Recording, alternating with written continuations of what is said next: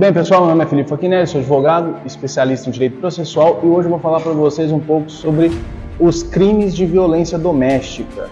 No Brasil, os casos aumentaram muito depois da pandemia, principalmente pelo fato do convívio familiar aumentar nesse período, onde as pessoas precisavam trabalhar em casa, em larga escala, e o convívio então revelou que existiam os conflitos muito grandes entre os casais, onde gerou um pouco mais de incidência desse tipo de crime. Esse é um delito previsto na Lei 11.340 e nessa lei traz toda a proteção ampla e unificada, integralizada da mulher. O artigo 1º dessa lei deixa muito claro para a gente.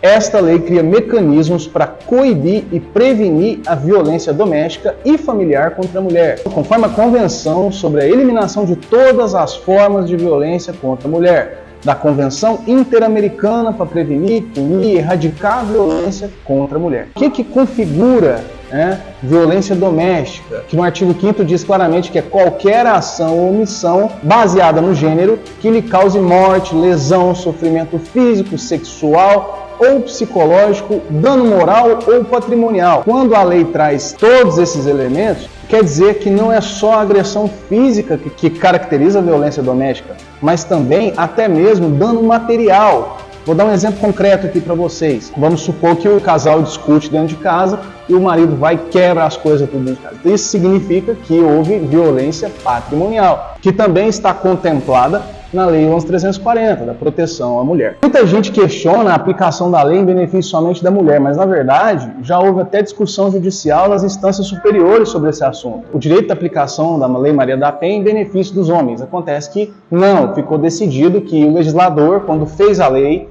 ele pensou na proteção feminina. É claro que se houver identidade de gênero, a lei abarca a proteção, mas caso contrário, se for masculino, não abarca. A lei Maria da Penha também não se aplica somente entre pessoas que vivem sob o mesmo teto, mas também pessoas que vivem em outras casas. Há exemplo aqui do artigo 5º, que também traz o seguinte inciso: em qualquer relação se aplica a Lei Maria da Penha, inclusive nas de afeto independente de coabitação. Ou seja, se o seu namorado mora em outra casa, se acontecer um contexto de violência doméstica, independente de morar sob o mesmo teto, a lei se aplica no caso concreto.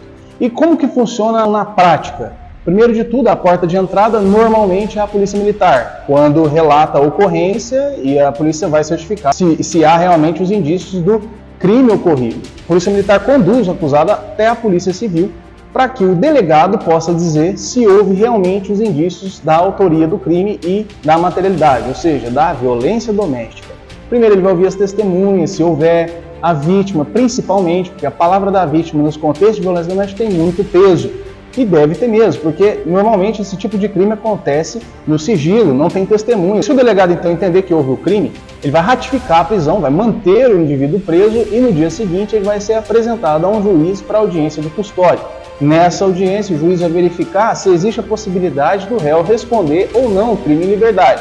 Se ele responder em liberdade, pode acontecer de aplicar a tornozeleira eletrônica e determinação também de afastamento, para que o acusado do crime fique distante de determinados metros, conforme decisão do juiz. Então, às vezes acontece de ficar 600 metros de distância, 500, e também pode ser mantido preso até o fim do processo, que tem acontecido com muita frequência, quando existem indícios reais de violência doméstica. E nisso o processo vai tramitar, vai ter o momento ali da defesa do réu, o momento que ele tem para manifestar a sua versão dos fatos, e então vai haver a sentença que vai condenar ou absolver o réu. No Brasil, o contexto de violência doméstica foi muito amplificado, como eu disse no começo do vídeo, principalmente depois da pandemia. Então o Conselho Nacional de Justiça estabeleceu algumas diretrizes e metas para que fossem cumpridas, no sentido de garantir a sobrevivência das vítimas. É inegável que no Brasil, nós historicamente temos um viés machista, e não é à toa que hoje nós temos leis que protegem o direito das mulheres com relação aos homens. Então, essa lei, Maria da Penha, mudou drasticamente o cenário nacional, trazendo segurança e diminuindo os casos de violência doméstica, também feminicídio. Mas a batalha contra a violência doméstica no Brasil ainda está longe do fim. Existe muita oscilação na quantidade de delitos ocorridos no Brasil. Por mais que a lei Maria da Penha trouxe inovações na proteção dos direitos das mulheres, ainda assim a cultura do machismo influencia nas agressões que ocorrem, nos feminicídios e todos os demais casos de violência material, psicológico, moral. E é por isso, as únicas pessoas que podem resolver isso são vocês mesmos, mulheres, que se caso vocês viverem um contexto de violência doméstica, é de muita importância que você denuncie a situação para que possa ser averiguado o caso de perto pelo Poder Judiciário. Eu espero que vocês tenham gostado desse vídeo.